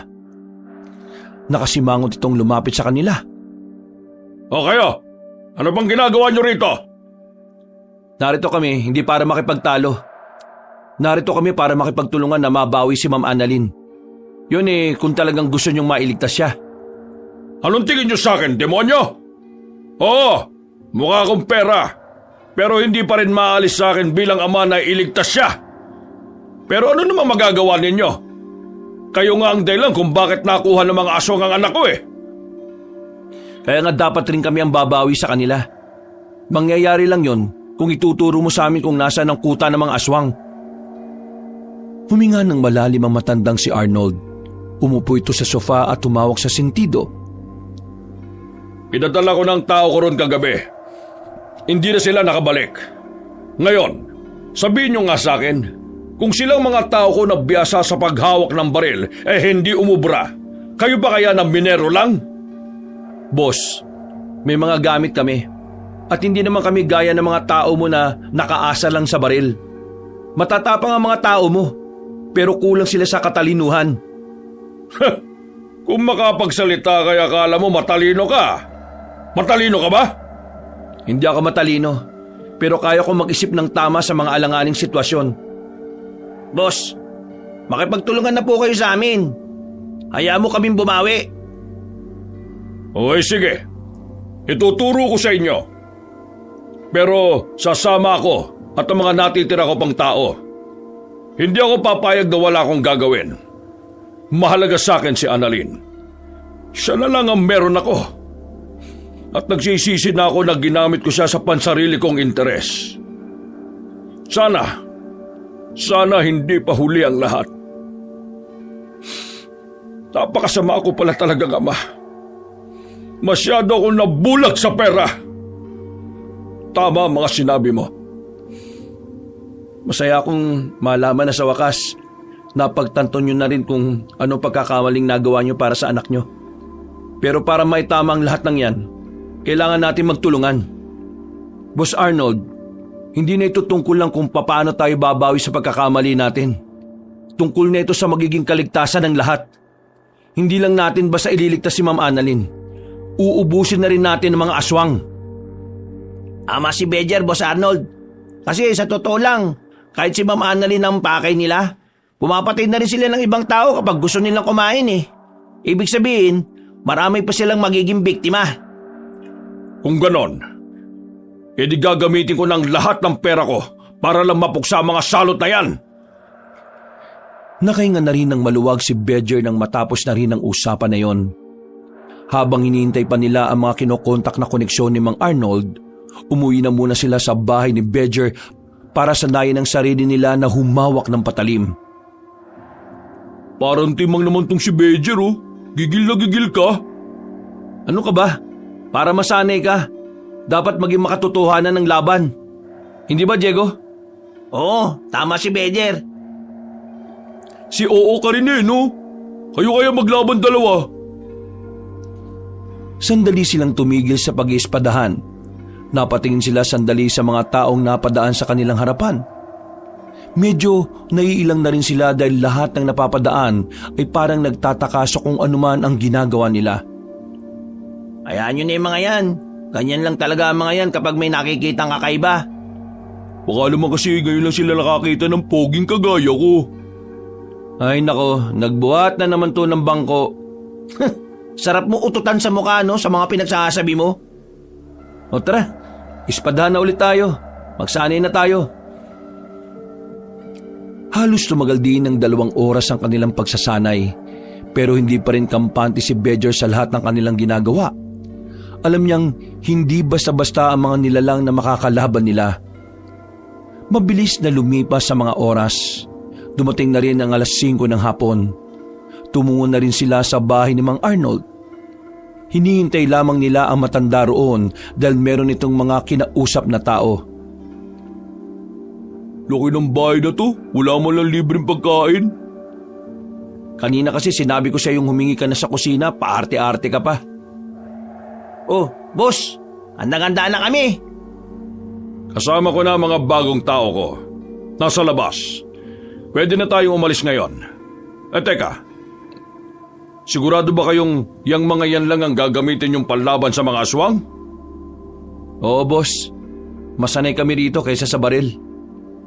O sige, tara na. Wala na tayong dapat na sayangin pang oras. Sandali lang po. Bakit? Baka po pwedeng makahingi muna ng pagkain. Ay sus, pambihira. Sige na, dumiretso ko sa kusina. Kunin mo ang lahat ng gusto mo. Maraming salamat po. Boss, pasensya na. Ganun talaga yun eh. Madaling magutom pero hindi madaling mabusog. Malayo-layo ba tayo? Pero huwag kayong magiging kampante. Kilala ko karakas sa mga aswang. Tuso sila. Mauutak, magugulang. Lahat ng pandaraya gagawin nila para lang hindi malamangan. Boss, matanong ko lang. May pinuno rin ba ang mga aswang na yan? Meron, pero napatay ko na noon. Ang hindi ko alam ay kung sino na ang namumuno.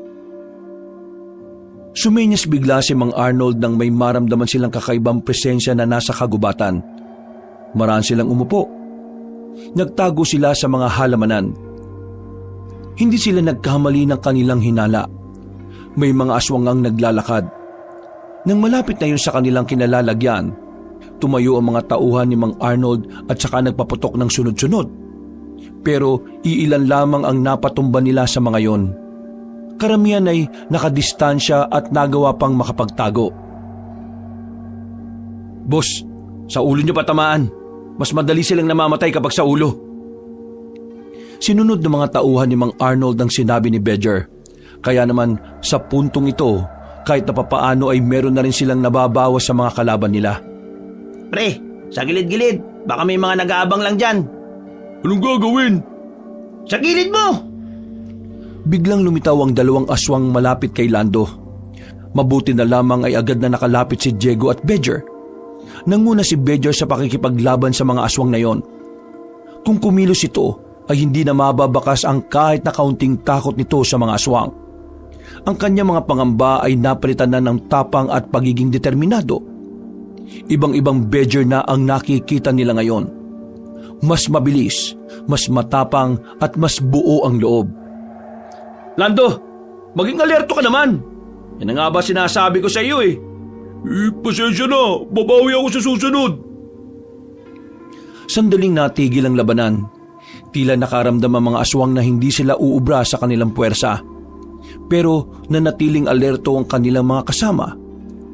Mahihigpit ang mga hawak nila sa kanilang sandata at armas.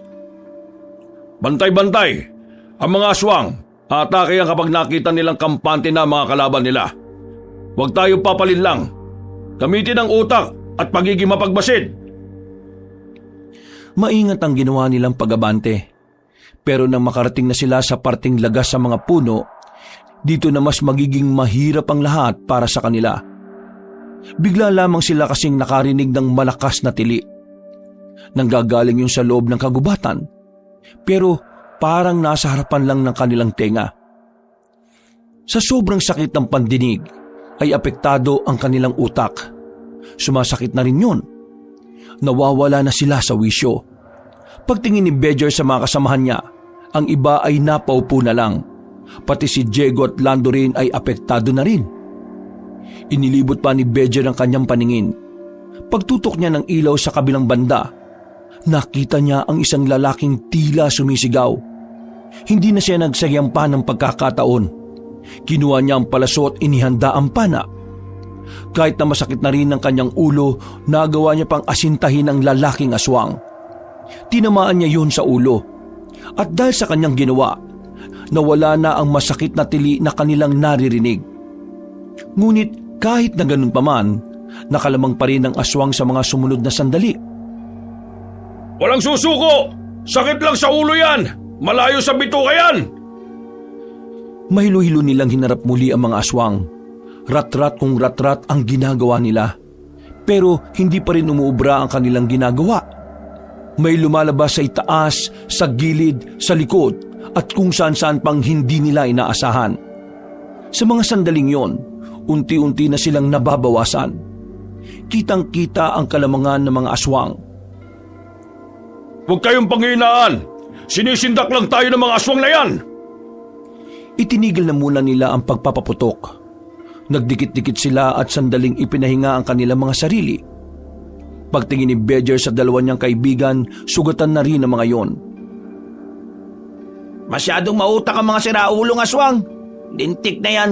Kung saan-saan ba naman lumalabas ang mga loko eh. Kailangan na natin malaman kung anong ginagawa nilang taktika. Nakakainis. Wala pa akong tinatamaan kahit na isa. Sila ang puro tama sa akin eh. Mga kasama, eto ang tatandaan ninyo. Kapag nagpasindak tayo sa mga nilalang na yan, mas lalo lang silang lalakas. Huminga ng malalim si Bedger. Tahimik niyang inisip ang ginagawang estilo ng mga kalaban nila. Tinatalasan niya ang kanyang isip para makagawa ng isang pag-atake na maaaring maging kalamangan nila. Atake mga kasama! Atake! Walang magpapatalo! Nang muling magputukan, muli na namang umatake ang mga aswang. At sa pagkakataong ito, ilan na naman sa mga kasama nila ang nadali. Pero nabasa na rin ni Bedger sa wakas ang taktika ng mga aswang. Kaya naman, agad na niya itong sinabi sa mga kasama nila. Dalawang grupo sila. Yung iba, ginugulo lang tayo. Tumatakbo-takbo lang sila at nagpapalipat-lipat sa mga puno. Ginagamit nila ang bilis nila para hindi sila tamaan. Pero may grupo pang isa. Ang grupo na aatake lang kapag nakikita nilang nakatuon ang atensyon natin sa mga kasama nilang nanggugulo. Kung ganon, ganito ang gawin natin. Dikit-dikit! Pumorma sila ng pabilog. Sa ginawa nilang yon, hindi na basta-basta nakakaatake ang mga aswang. Umambante sila ng ganoon ang kanilang posisyon. At dahil dito, nagagawa na nilang makatama sa mga aswang nang hindi sila nalalapitan. Ayos! Wala akong gagawin! Pero si Bedger at si Diego, pinagtititiran nila ng mga palaso ang mga aso. Sinasabayan nila ang putukan.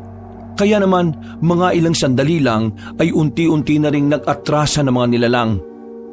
Mangilan-ngilan na lang rin ang nakatakas.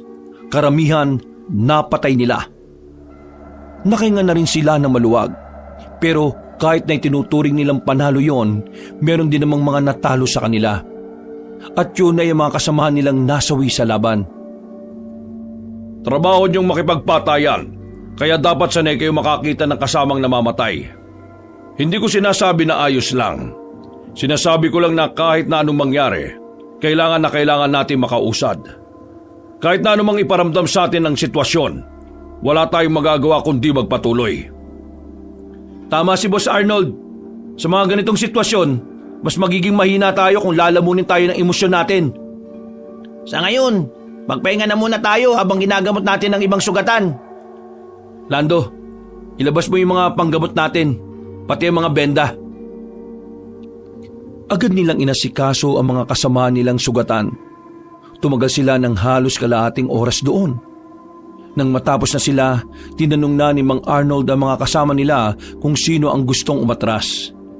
Pero lahat ng yon ay gustong magpatuloy. Kaya naman kahit iika-ika na sila, nagsimula na rin silang umabante.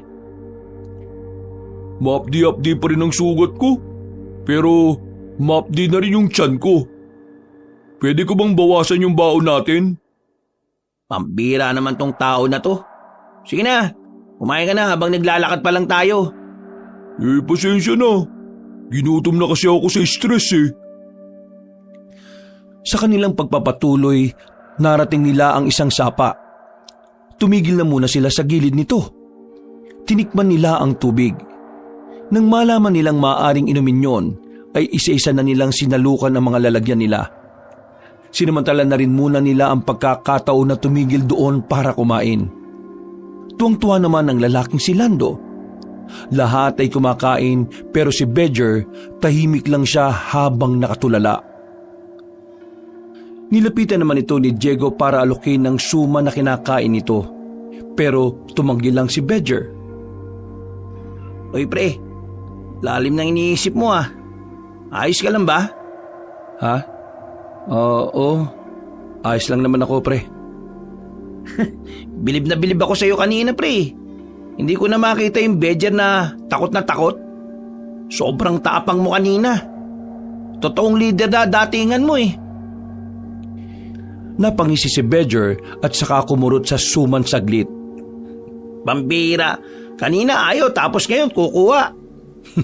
Sa totoo lang pre, hindi ko rin alam kung paano ko nagawa yun eh. At hindi ko rin talaga alam kung bakit ko sinusugal ang buhay ko rito. Siguro dahil nakokonsensya ako na dahil sa kapabayaan ko, nasa alanganin ng buhay ni Ma'am Annalyn at ang sanggol sa sinapupunan niya. Ang galing mo nga pre. Promise, ang galing mo. Ikaw na yata bago kong idol ngayon eh. Ito naman. No ka ba? Magaling ka rin no? Nakita ko kanina, ilang beses mo niligtas si Lando eh. Ay naku Diyos ko, pasaway tong si Lando eh. Dapat hindi na to sumama eh. Siguro puro pagkain lang ang nasa isip niya habang nagpuputukan. Sinabi mo pa. Nagtawanan na lamang sila ng mga sandaling yon. Maya-maya lang ay bumalik na rin sila sa kanilang paglalakbay. Makalipas lang ang halos isang oras, natanaw na rin nila ang kuta ng mga aswang. Tumigil na muna sila sa di kalayuan. Nagmasid na muna sila pansamantala.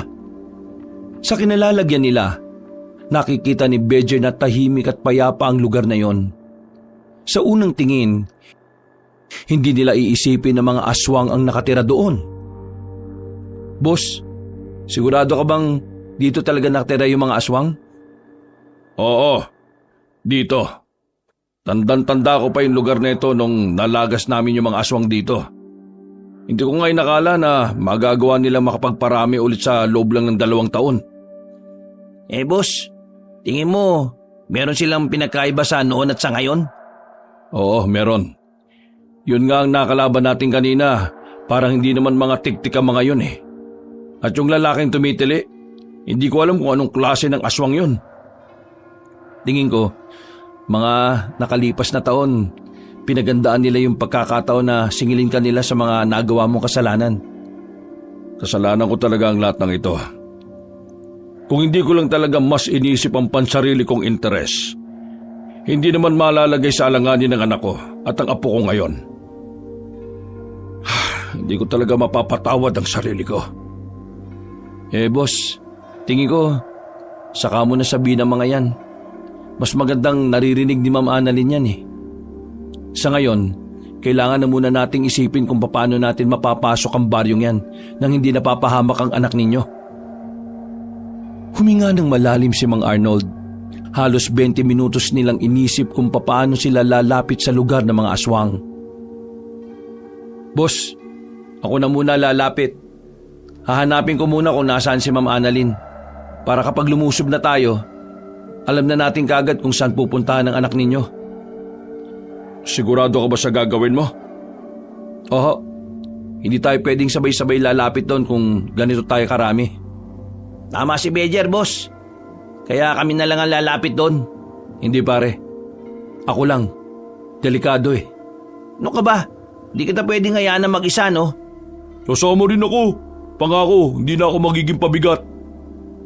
O sige, tayong 3. Boss, lalakad na kami. Dito lang kayo Hanggat hindi kami nakakabalik, wala kayong gagawin. Sige, copy. Mag-iingat kayong 3. Maingat silang naglakad palapit sa lugar ng mga aswang. Kinailangan na rin nilang gumapang. Nakita kasi nilang may mga aswang pa palang nasa labas noong mga sandaling yon. Sinuyod nila ng tingin ng lugar nang makalapit na sila roon. Wala silang makitang bakas ng babaeng si Annalyn. Gumapang pa sila pagilid, pero bigla na lamang silang napatigil nang magsalita si Lando. Uminamalas ka nga naman Oh, bakit? Yung ginapangan ko, putik. May etyas. Ang baho. Tisi mo lang. Huwag kang maingay. Walang iya. Meron pati sa pisngi mo Ay, kadiri buwisit. Tinakpan na ni Bejer ang bibig ni Lando nang makita nilang may dumaan na aswang. Buti na lang ay hindi sila narinig nun. Nang makalagpas na yon, ay nagmamadali silang gumapang papunta pa sa kabilang banda. Pre naman, sabi mo hindi ka magiging pabigat. Ayos-ayos naman. Pasensya na. Ngayon na kasi ako nagkaroon ng tayo sa dibdib at pisngi. Huwag ka na nga maingay. Nakikita niyo ba yung bahay na yon? Mas malaki yun kumpara sa mga bahay na narito. Tingnan natin kung naroon si Ma'am Annalyn. Paano tayo dadaan dyan, pre? Iikot ba tayo rito habang gumagapang? No choice, pre. Tara. Muli silang gumapang ng mga sandaling yon. Kahit na kung ano-ano na lang ang nagagapangan nila ay wala na silang pakialam. Ang pinakamalaga sa kanila sa mga oras na yon ay mahanap agad kung saan naroon ang kanilang pakay. Mga ilang sandali lamang nakita nila ang 2 aswang na nagbabantay sa harapan ng bahay na punteriya nila. Sa puntong ito, nakaramdam na si Bejer na baka sa bahay na ngang yon itinatago ang babaeng si Annalyn. Kaya naman inihanda na rin ni Bejer ang kanyang palaso. Pre, anong gagawin mo? Kapag tinamaan ko yung 2, bibilisan natin makalapit doon Itatago natin ang bangkay ng 2. Tapos kayo ni Lando ang papalit para magbantay. Papasok ako agad sa loob. Pre, mukhang delikado yata yun. Walang hindi delikado sa pinuntahan natin, pre. Kanina pa tayo nasa delikadong sitwasyon. Sige na, manda na kayo. Oo, handa na. Wala namang ibang choice Bumunot na ng palaso ang binata. Maya-maya lamang pinukul na niya ng palaso ang isang aswang at mabilis niya namang sinunod ng isa pa. Nang makita nilang bumulagta na yon, mabilis silang gumapang palapit. Sinamantala nilang walang gaanong aswang sa parting yon. Nakalapit sila at nailagay nila ang mga bangkay sa gilid kung saan may dilim. Bilis! Bilis! Pumwesto si Lando at Diego sa labas. Hindi naman nagsayang ng pagkakataon ng lalaking si Bejer. Gamit ang nakuwang susi sa isa sa mga bantay, agad niyang binuksan ang pinto ng bahay. Kinapaka pa niya ang ilaw sa gilid. Nakita niyang naroon nga ang babaeng si Annalyn. Nakabusal ng tela ang bibig at nakatali ang kamay sa haligi ng bahay. Kinalagan agad ni Bedger ang babae at tinanggal ang busal sa bibig. Kitang-kita naman ni Bedger ang takot sa mukha ni Annalyn. "Huwag na kayo mag-alala, ma'am. Kasama niyo na po kami at naghihintay na rin po sa amin ang ama ninyo." Si Papa, nandito para iligtas ako? "Oo, nandito siya. Pero mamaya na tayo magdaldalan. Kailangan natin makalis kagad. Kapag naramdaman tayo ng mga aswang dito, mahihirapan na tayong makalabas." Inalalayan niya ng maigi ang babaeng si Annalyn. Paglabas nila ng bahay na yon, dali-dali silang nagtungo sa likuran ng bahay. Nagmasid-masid muna sila at tinansya kung saan mas maganda at ligtas na daan. Teka, paano gagapang si Ma'am Annalyn? Buntis siya. Ha? Gagapang? Parang sira talaga to. Malamang hindi natin pagagapangin si ma'am. Ano? Bibilisan lang natin ang paglalakad natin. Ma'am Annalyn, kaya niyo po ba? Oo, kakayanin ko. Dali kayo. Mauna kayong 4 doon. Bilis! Bakit? Magpapaiwan ka ba? May papunta rito. Makakalata. Iibayin ko lang ang atensyon nila. O sige. Lalakad na kami. Please! Huminga ng malalim si Bedger. Nang makita niyang nakalayo na ang mga kasama niya, hinanda na rin niya ang kanyang sarili. Nang makita niyang papalapit na ang 2 aswang, kinuha niya ang nakita niyang kahoy sa gilid. Inihagis niya yon papunta sa ibang direksyon. Nagtagumpay siyang ibahin ang atensyon ng mga yon. Ang kaso nga lang, pagharap niya, meron na palang aswang na nakakita sa kanya. Nasa mismong harapan na niya at akmang kakagati na siya nito. Mabilis niyang kinuha ang kanyang itak at saka tinaga ang aswang sa leeg. Nagpagewang-gewang ito. Bago pa man ito makapag-ingay, agad nang pinaslang ni Bedger ang aswang na yon. Tinaga niya ito sa ulo para siguradong hindi na ito mabubuhay pa. Pinakaba mo kung kumag ka. Nagmamadali na si Bedger na makabalik sa mga kasamahan niya. Nang makita na niya mga yon ay mas lalo niya pang binilisan ang kanyang paggapang. Mabuti naman at nakabalik ka. Kailangan na nating umalis habang hindi pa sila nakakahalata. Tara! Wala silang sinayang na sandali. Mabilis na nilang nilisan ang lugar na yon. Ang kaso nga lang, dahil sa mga nagdudugong sugat ng iba nilang kasamahan, naamoy sila ng mga aswang. Kaya habang tumatakas sila, nalagay na naman sa panganib ang kanilang mga buhay. Bedger, mauna na kayo ng anak ko. Kami na muna rito. Hindi, sasamahan kita. Diego, Lando, kayo na bahala kay Ma'am Annalyn ha.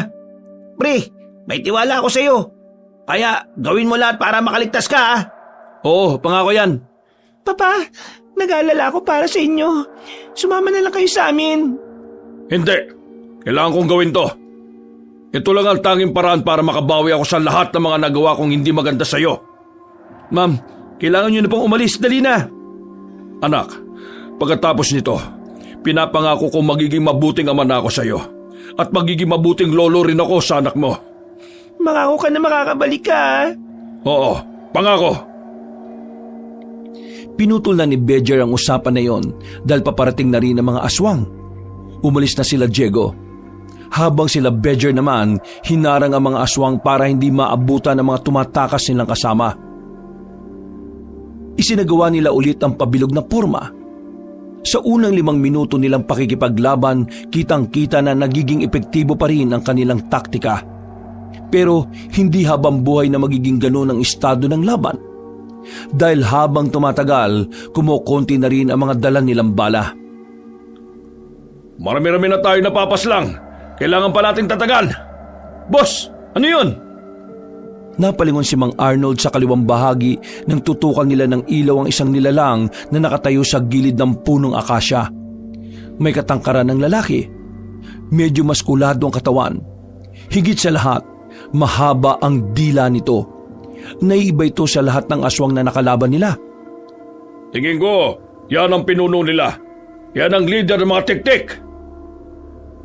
Mga kasama, sa leader ng mga tiktik, paulanan natin ang balayan!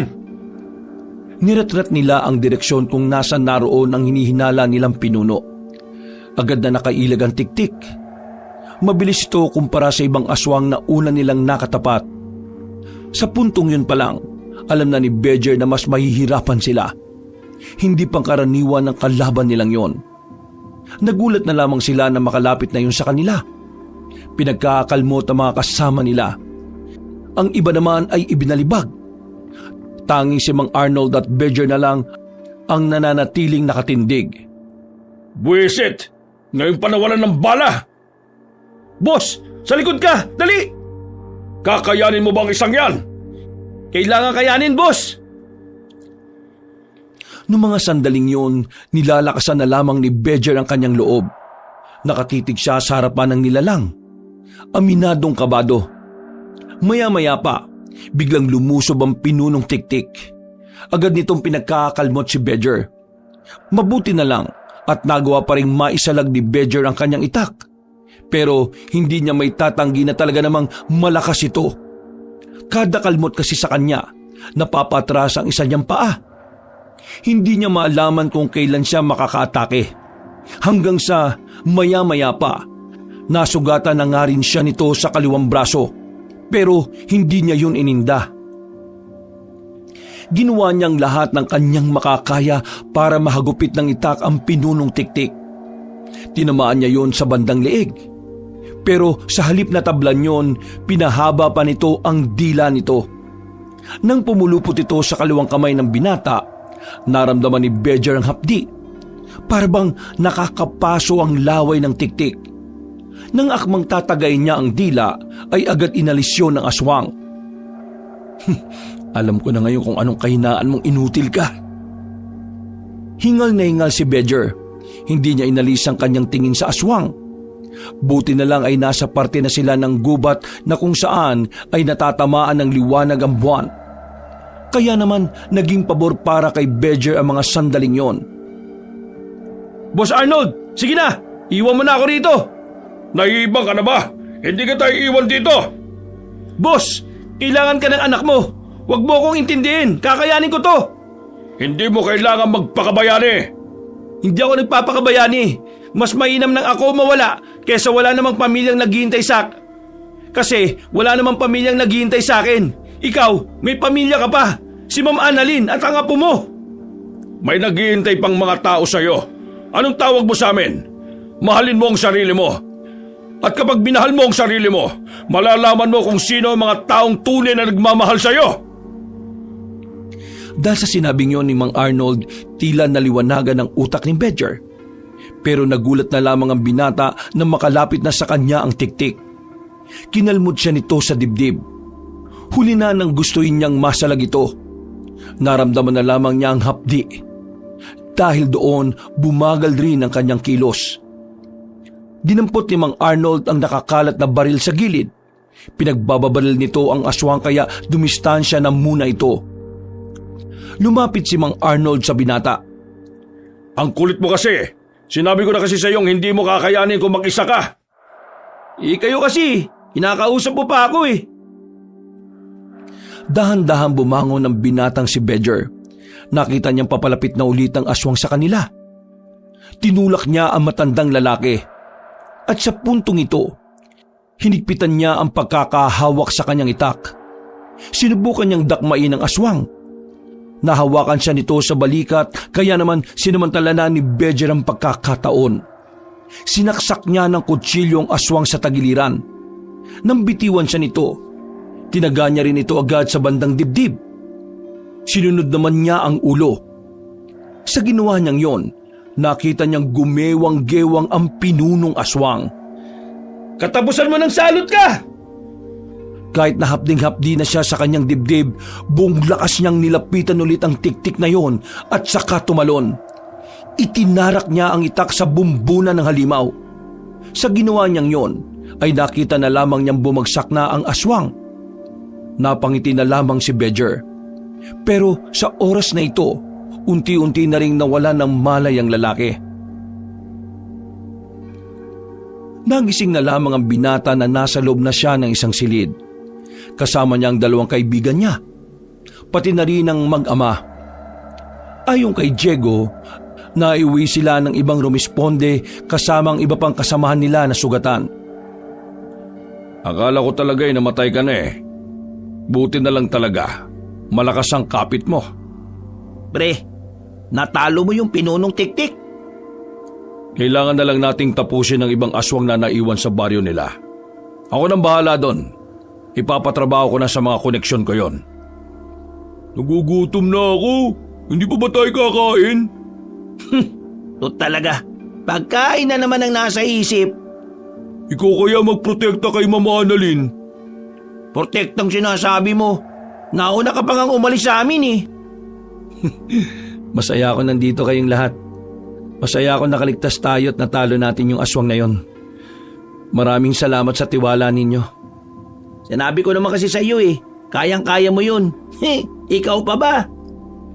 Pero bago ang lahat, merong gustong kumausap sa iyo.